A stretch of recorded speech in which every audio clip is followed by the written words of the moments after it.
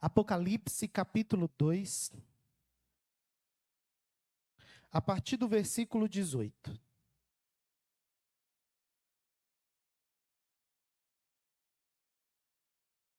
Diz assim: Ao anjo da igreja em Tiatira escreve: Estas coisas diz o Filho de Deus, que tem os olhos como chama de fogo e os pés semelhantes ao bronze polido.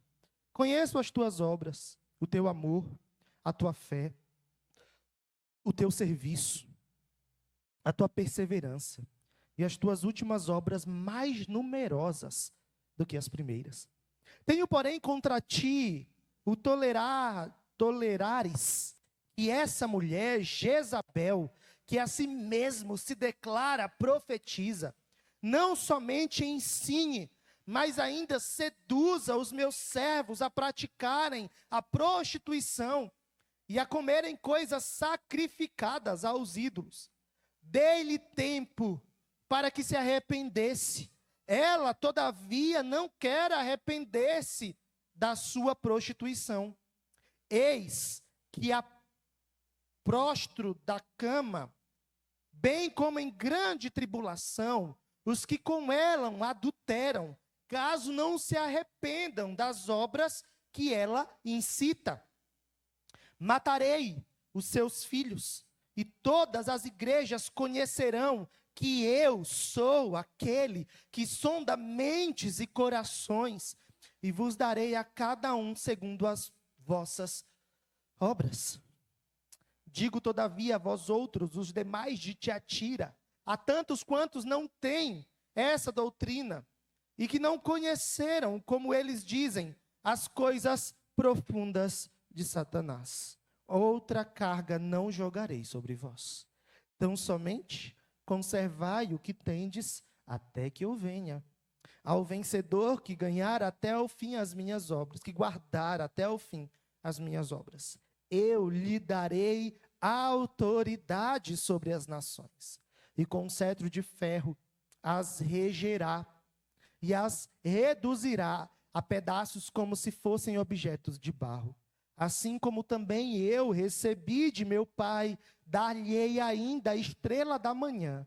Quem tem ouvidos, ouça o que o Espírito diz às igrejas. Amém. Vamos orar mais uma vez. Eu vou pedir a nosso irmão Rafael que nos conduza nesta oração. Senhor Deus, nós queremos te agradecer, Senhor, por este momento. E te agradecer, Senhor, porque nós vamos escutar, Senhor, mais uma vez a Tua palavra.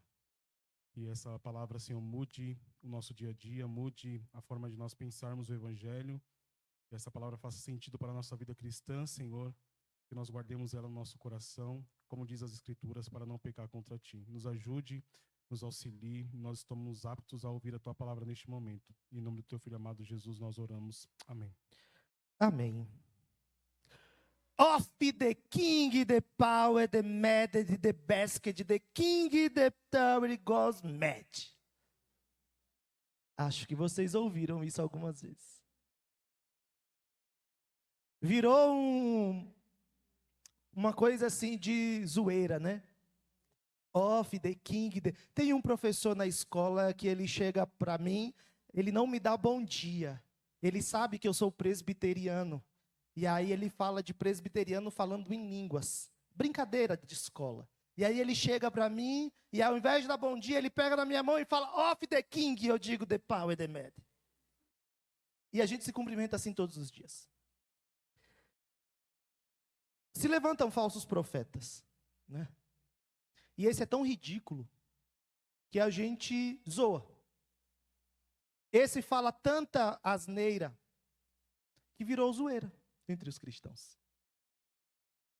Mas há um ponto sério em tudo isso, que é o fato de que Deus, antes de exortar ao profeta, ao falso profeta, ele exorta a igreja.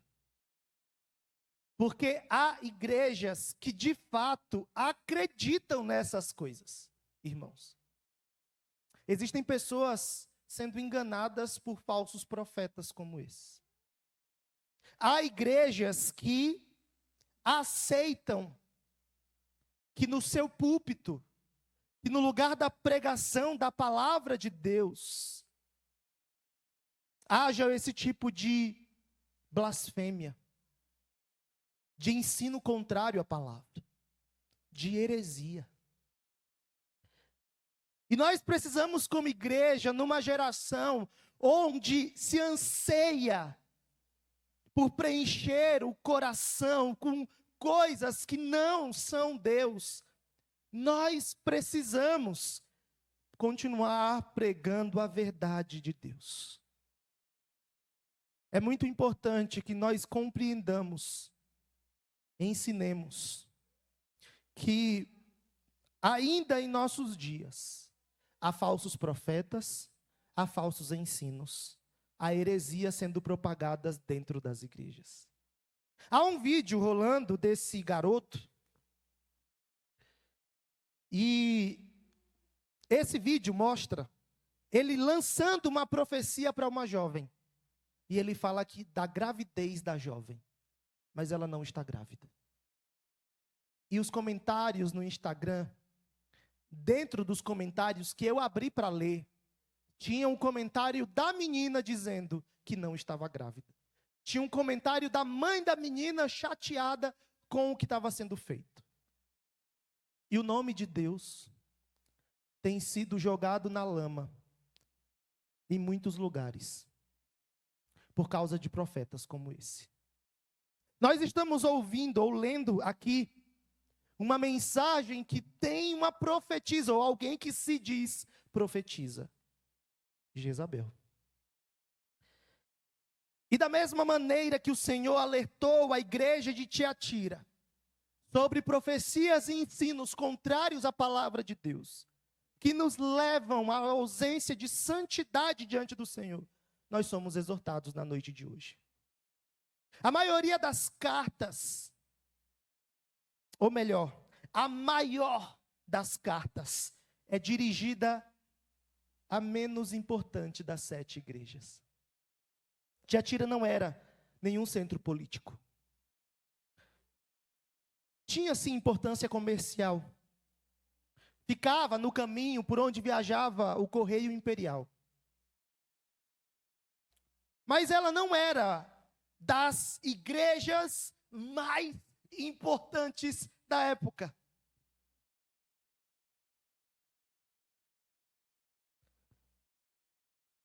E os cristãos,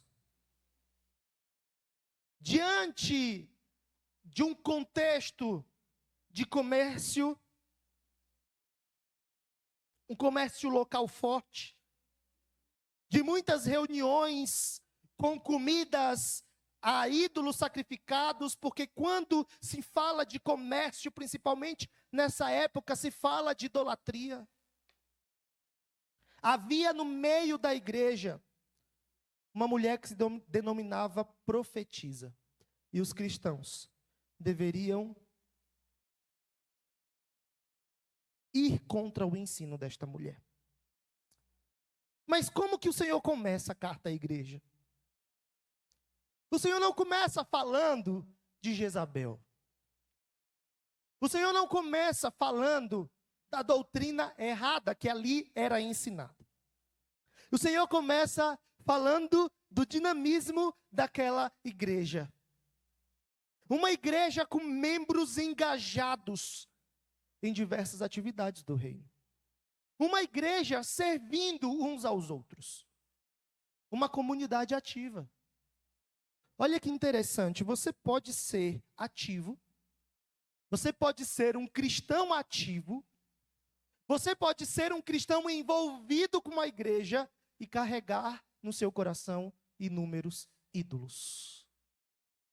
Ou mesmo dar espaço à idolatria.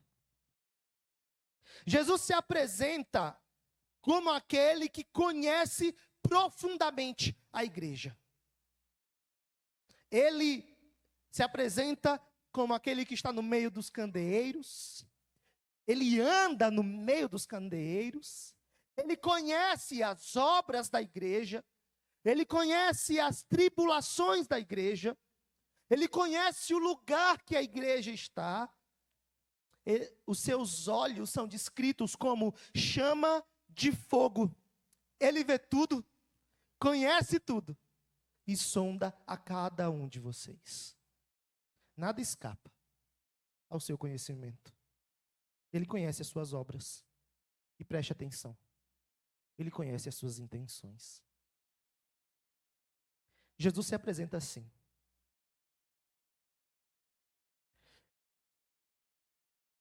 E havia ali muitas práticas que não estavam sendo toleradas pelo Senhor dentro da igreja. Mas ninguém, irmãos, pode se esconder do olhar onisciente de Jesus.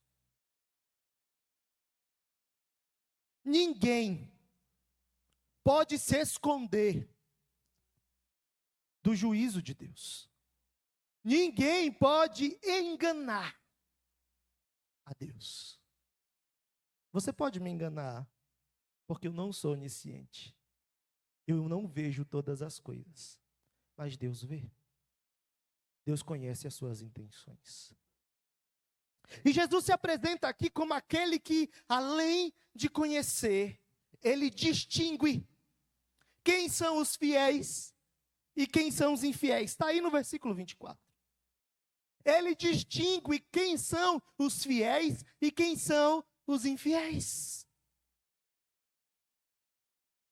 Naquele grupo ali havia os que eram fiéis, haviam os que estavam tolerando o pecado e havia os que estavam vivendo no pecado.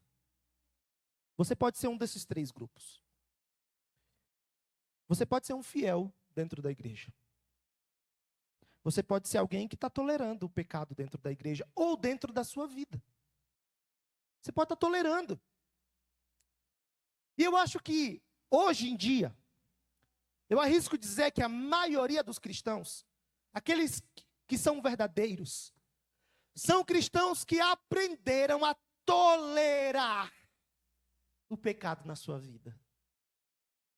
Sabe aquele irmão que é mentiroso, que conta uma mentirinha de vez em quando, e passa a vida mentindo, achando que isso é tranquilo?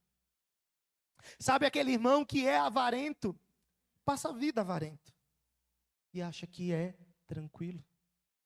Sabe aquele irmão que vive a falar dos outros, que é crente, mas é linguarudo, segue convivendo com o pecado? Há muita gente dentro da igreja que, mesmo cristã, segue tolerando pecados na sua vida. Tem jovens enfiados na pornografia. Tem adultos que negam doutrinas essenciais da palavra de Deus. E sabe o que é isso? Tolerância ao próprio pecado. Pois bem, aos infiéis, aos que estão vivendo no pecado. E Jesus sabe se você está bem, se você está em perigo, ou se você está mal espiritualmente. Jesus sabe qual é o joio no meio do trigo. Aí então Jesus se apresenta como aquele que sabe quais são as boas características da sua igreja. E elogia a sua igreja por isso. Ele fala que aquela igreja era operosa. Talvez Jesus esteja olhando para você e dizendo: você é um servo que trabalha. Você é um servo marcado pelo amor, porque é assim que ele destaca a igreja de Tiatira. Você é um servo marcado pela fé. Você é um servo marcado pela perseverança e pela paciência. Você é um servo que tem progredido espiritualmente. Jesus reconhece o que temos de bom. Mas ele nos confronta, irmãos. E aqui eu volto ao início do meu sermão. Jesus confronta a sua igreja por causa do pecado que havia dentro dela. Uma igreja que, mesmo sendo igreja, tinha uma porta aberta para o mundo. práticas pecaminosas que contaminavam a igreja. Agora para de pensar na igreja e pensa na sua vida. Talvez você seja um cristão que é cristão, mas tem uma porta na sua vida aberta para o mundo. Talvez você seja reconhecido por suas qualidades, mas talvez você tenha uma porta aberta para as coisas deste mundo. Então Jesus reprova a igreja, no verso 20. Jesus reprova a igreja. A igreja estava crescendo e Satanás procura corromper as pessoas dentro dela. Meus irmãos, Satanás sabe como trabalhar na sua vida. Ele não vai aparecer como um anjo caído. O erro não vai aparecer para você como algo ruim. Ele vai aparecer como um profeta Miguel, pregando e ensinando coisas que às vezes você vai absorvendo na sua vida e não percebe que é distorção da palavra de Deus. Às vezes ele vai aparecer como um precioso conselho: não vá para a cruz, Jesus. Não vá para a cruz. E Jesus diz: arreda-te daqui, Satanás. Satanás não vai aparecer na sua vida como anjo caído. Talvez ele apareça como um conselho de alguém que você considera muito. Jesus sabe, ou melhor, Satanás sabe como te afetar. Jesus reprova a igreja porque ela estava tolerando o falso ensino, com falsa moralidade. Sabe aquele crente bonitinho, que vai para a igreja direitinho, que trabalha, mas que tolera na sua vida falsos ensinos, pecados? Sabe, aquele cristão bem arrumadinho, que você olha na igreja e diz: maravilhoso, quero sempre um servo assim. Quero mais pessoas desse jeito na igreja. Se veste bem, tem cara de crente, tem cabelo de crente, veste roupa de crente, se comporta como crente, mas abraça e tolera pecados que ninguém vê. O Senhor está condenando isso em Tiatira. Ele está dizendo que a igreja vivia uma falsa moralidade e ela tolerava o falso ensino. E esse falso ensino estava exercendo um papel destruidor dentro da igreja. Aí Jesus a conforta com misericórdia. Vamos ler o verso 21 juntos. Olha como o Senhor exorta a igreja. Verso 21. Dei-lhe tempo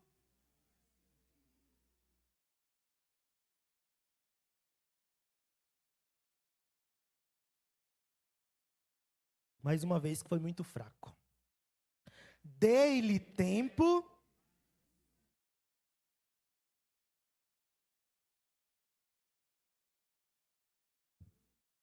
olha como o Senhor está dizendo. Olha como ele confronta, mas com misericórdia. Porque ele diz: eu dei tempo. Eu dei tempo. Cada dia da nossa vida é um tempo de graça para que nos arrependamos. É uma oportunidade de se voltar para Deus. Quantos são aqueles que já viveram 20, 30, 40 anos abraçados com o pecado e não aproveitam o tempo que Deus deu para que se arrependam? Então ele confronta com disciplina. Porque toda disciplina, irmãos, regada pela palavra, é disciplina em amor. Nós precisamos de disciplina. Nós precisamos de exortação. Nós precisamos ouvir aquilo que nós não gostamos. Nós precisamos ouvir o que não nos agrada, para que aproveitemos o tempo de arrependimento. Porque a falta de arrependimento produz necessariamente o juízo de Deus. O que é que na sua vida você precisa se arrepender? Qual é o pecado que você está carregando? Qual é a porta que está aberta na sua vida para o mundo? Qual é o erro que precisa ser deixado de lado? Qual é o erro que, ano após ano, você segue fazendo e vivendo, achando que está tudo bem? Deus está te dando tempo de se arrepender. Deus está te dando tempo de mudar.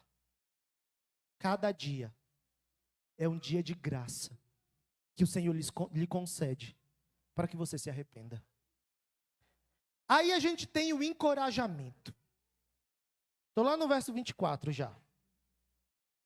Vamos ler juntos o verso 24 e 25. Todos juntos. Digo, todavia, os demais de Tiatira,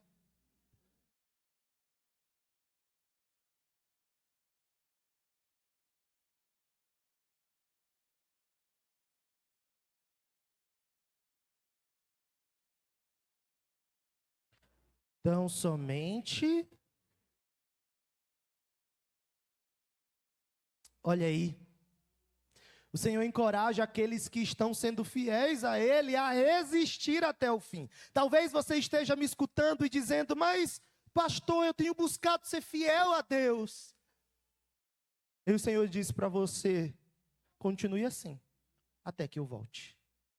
Para esses, há necessidade não de arrependimento, mas de perseverança.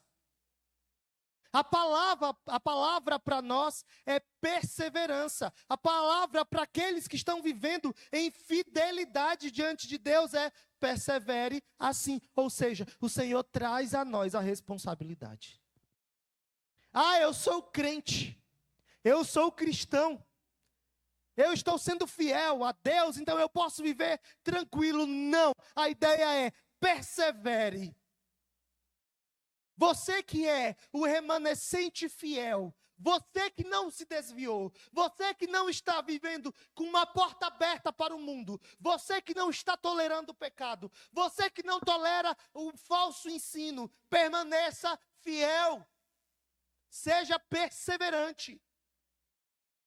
E o Senhor não diria para nós sermos perseverantes se isso fosse algo fácil. É difícil, irmãos, estar na igreja todo domingo. É difícil vir para a reunião de oração. É difícil ler a Bíblia. É difícil orar. É difícil ter uma vida na presença de Deus.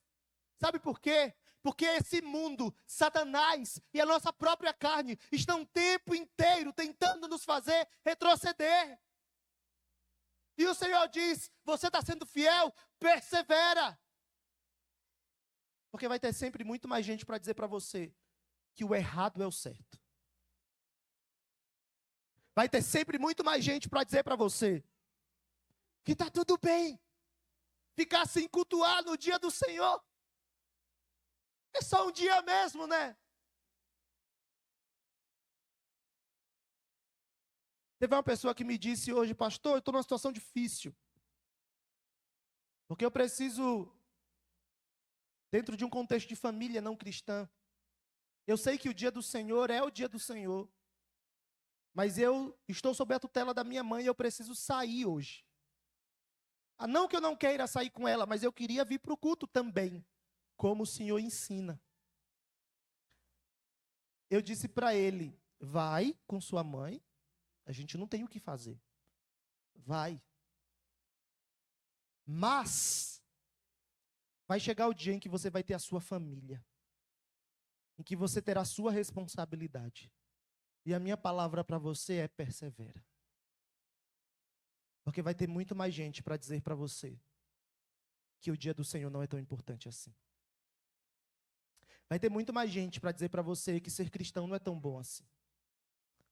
Que ler a Bíblia não é tão interessante assim. Que obedecer à palavra de Deus é perder tempo. que ser um jovem na igreja é perder dias da sua vida. Vai ter muito mais gente para dizer para você parar, retroceder. Mas o Senhor diz para ti, persevera. Não é fácil. Você é o remanescente fiel, persevera. Se mantenha firme. Irmãos, é muito difícil ir contra ensinos e doutrinas estabelecidas nos corações, ou melhor, falsos ensinos hoje em dia. Olha o contexto da nossa igreja. A maioria aqui não nasceu na igreja. A maioria aqui não nasceu presbiteriano. Ou seja, não estou dizendo que só presbiteriano vai para o céu, eu estou dizendo que tem muita gente aqui que ouviu inúmeras e inúmeras doutrinas diferentes em outros momentos. Nem todo mundo aqui nasceu com os ensinos ou cresceu com esses ensinos na sua vida. Aí a gente vem hoje em dia pregar o contrário do que todo mundo está dizendo. Eu chego no final do ano falando, Natal é época de estar na igreja. E a maioria dizendo, Natal é época de estar com a família. É assim ou não é? E lá vai eu, ano após ano, falando a mesma coisa. Irmãos, pregar a verdade, ensinar a verdade, é um desafio em nossos dias, inclusive dentro das nossas igrejas. Porque existem muita gente dentro das igrejas, vivendo para si mesmas, contrárias à palavra de Deus, tolerando pecados por muitos e muitos anos. E eu preciso confrontar o seu pecado. Você pode não gostar, mas eu presto contas ao Senhor. Eu preciso continuar dizendo que o Dia das Mães ainda é dia do Senhor. Eu preciso continuar dizendo que Natal não é dia de ficar em casa. É dia de estar na igreja adorando a Deus. Eu preciso continuar dizendo que pecado é pecado, mesmo que você não goste. Para que o remanescente fiel da igreja permaneça de pé, perseverante. Nem todos aqui ouviram. Nem todos aqui serão edificados. Mas eu tenho certeza que o remanescente fiel é aquele que ouve a palavra de Deus e a obedece. E o Senhor está dizendo para eles, permaneça. Permaneça fiel. Sabe o que o Senhor requer de mim, irmãos? Não é que eu seja encontrado trabalhando. A palavra de Deus diz que o que Ele quer dos seus dispenseiros é que eles sejam encontrados fiéis. Eu vou continuar sendo fiel à palavra de Deus. Eu vou continuar sendo fiel ao que eu creio na palavra de Deus. Eu vou continuar ensinando, porque é a palavra de Deus. Porque é possível se manter puro, mesmo quando os outros tentam nos corromper. Ou mesmo quando os outros se corrompem. Havia nessa igreja irmãos que buscavam a santificação. Havia nesta igreja irmãos que buscavam a santificação. Será que há aqui irmãos que buscam a santificação? Eu creio que sim.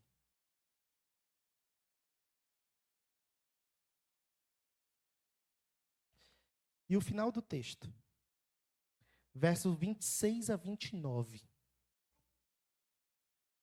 Manu? Ela está conversando sozinha. O final do texto, irmãos, nos ensina que há uma recompensa. Porque é muito difícil falar para permanecer fiel no caos, né? É muito difícil de falar para permanecer fiel quando pessoas próximas, quando pessoas da nossa casa tentam nos fazer parar. Mas o Senhor diz: permaneça. A imagem do texto é a imagem de uma coroa de vitória sendo entregue aos membros fiéis da igreja. Vamos ler o verso 26 e 27, todos juntos. Ao vencedor,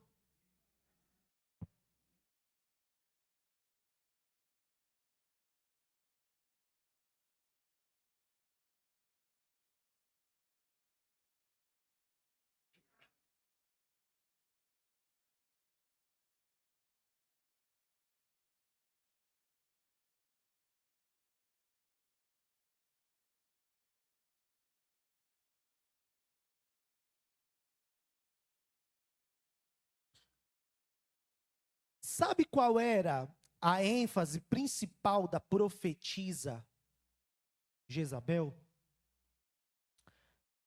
A ênfase principal era que os crentes ali deveriam participar das festas e das cerimônias pagãs. Porque se eles não fizessem isso, eles perderiam o prestígio e eles não conseguiriam vender os seus produtos. Então, o incentivo da profetisa era: vai para a festa, tem nada não. A consequência de não ir para a festa pagã é pior. Você não vai conseguir vender seus produtos, você vai perder prestígio.